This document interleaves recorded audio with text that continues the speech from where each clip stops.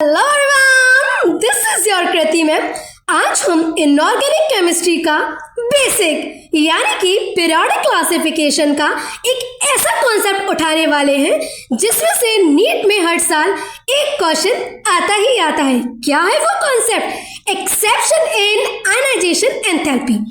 Students, चलिए पहले basic को समझते हैं कि आयनाइजेशन एंथैल्पी क्या है। आयनाइजेशन एंथैल्पी होती है किसी neutral, isolated and gaseous atom में से इलेक्ट्रॉन को निकालने के लिए जो एनर्जी रिक्वायर्ड होती है उसी को बोलते हैं आयनाइजेशन एंथैल्पी। सिंपल लैंग्वेज में इलेक्ट्रॉन को निकालना है, और अगर इलेक्ट्रॉन को निकालना है तो अगर न्यूक्लियस की पकड़ अगर ज़्यादा है तो इजीली इलेक्ट्रॉन को नहीं निकाल पाएंगे। अब बात करते हैं हम जनरल ट्रेंड की। हमें जनरल ट्रेंड तो पता है कि जो आयनाइजेशन एनर्जी होती है वो इनवर्सली प्रोपोर्शनल होती है एटॉमिक साइज के। ये तो सभी बच्चों को पता होता है कि आयनाइजेशन एंथैल्पी एटॉमिक साइज के इनवर्सली प्रोपोर्शनल होती है, लेकिन नीट और क्या वो जनरल ट्रेंड का क्वेश्चन पूछे? बिल्कुल भी नहीं होता है ऐसा। वो ऑलवेज अपोजिट ट्रेंड का क्वेश्चन पूछती है, मतलब एक्सेप्शन पूछती है ना। तो यूजुअली पीरियड में जब हम लेफ्ट टू राइट जाते हैं तो एटॉमिक साइज कम होता है, मतलब आयनाइजेशन एंथैल्पी बढ़ती है। लेकिन एक्सेप्शन भी होता है इसमें। कहाँ होता है एक्सेप्शन? जहां से नीट में हर साल क्वेश्चन पूछा ही जाता है, सेकेंड एंड 13 ग्रुप में। सेकेंड एंड 13 ग्रुप की अगर हम बात करें तो आप लोगों को पता है कि सेकेंड एंड 13 ग्रुप में लेफ्ट टू राइट जाने पर एटॉमिक साइज कम हो रहा है, तो आईपी बढ़ना चाहिए, मतलब 13 ग्रुप का ज़्यादा होना चाहिए। लेकिन 13 ग्रुप का आईपी ज़्यादा ना होकर सेकेंड ग्रुप का आईपी ज़्यादा होता है 13 ग्रुप से। क्यों जो होता है ज़्यादा? क्योंकि यहाँ पर कॉन्सेप्ट लगता है पेनिट्रेशन पावर। क्या है पेनिट्रेशन पावर? सुनिए। जैसे कि ये न्यूक्लियस है, न्यूक्लियस में अगर हम देखें तो सबसे क्लोज होती है एस सब शेल, फिर होती है पी सब शेल, और फिर होती है डी सब शेल, है ना। होती है, सबको पता है। तो एस सब शेल न्यूक्लियस के ज्यादा पास नहीं है। अगर ज्यादा पास है तो मतलब अट्रैक्शन उतना ही ज्यादा।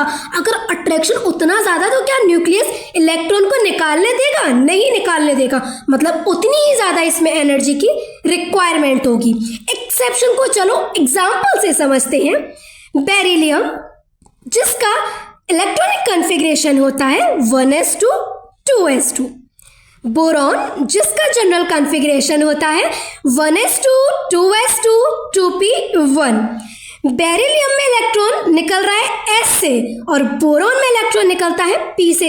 तो अब आप लोग देखकर बता दोगे ना कि बेरिलियम में कहाँ से निकल रहा है? S से। ज़्यादा पास में है न्यूक्लियस के।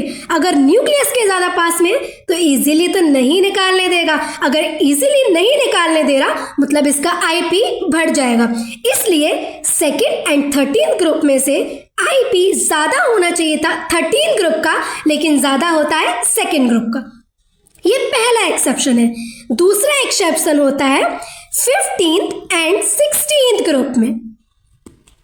15 ग्रुप को नाइट्रोजन फैमिली बोलते हैं एंड 16 ग्रुप को ऑक्सीजन फैमिली बोलते हैं। 15 ग्रुप को नाइट्रोजन फैमिली के अलावा निक्टोजन फैमिली भी बोलते हैं क्योंकि सफोकेटिंग एजेंट का काम करता है। एंड 16 ग्रुप को ऑक्सीजन फैमिली के साथ साथ चैल्कोजेंस फैमिली भी बोलते हैं। क्यों बोलते हैं चैल्कोजेंस फैमिली? क्योंकि ये और का फॉर्मेशन करता है ना। तो सुनिए, 15 एंड 16 ग्रुप में जैसे कि आपको दिखाई दे रहा है स्क्रीन के ऊपर, एटॉमिक साइज कम हो रहा है तो आईपी बढ़ना चाहिए, मतलब 16 ग्रुप का आईपी ज़्यादा होना चाहिए। लेकिन ऐसा नहीं होता। 15th ग्रुप का आईपी ज़्यादा होता है 16 ग्रुप से। यहाँ पर जाता है स्टेबल कॉन्फ़िगरेशन। क्या जाता है? Stable configuration. 15th ग्रुप के में मेंबर जो होते हैं उसमें हाफ फिल्ड ऑर्बिटल्स होती हैं। Half filled orbitals usually stable मानी जाती हैं। अगर स्टेबल है तो क्या इजीली इलेक्ट्रॉन निकालने देगा? नहीं निकालने देगा, जिसकी वजह से उसका आईपी बढ़ जाता है। अब क्लियर है कि 15 और 16 में से ज्यादा तो होना चाहिए था 16 का, लेकिन किसका ज्यादा होता है? 15th ग्रुप का ज्यादा होता है, क्योंकि यहाँ पर हाफ फिल्ड ऑर्बिटल्स रीजन जाता है, स्टेबल कॉन्फ़िगरेशन रीजन जाता है। आई होप आपको ये एक्सेप्शन समझ में आए हैं। Thank you very much.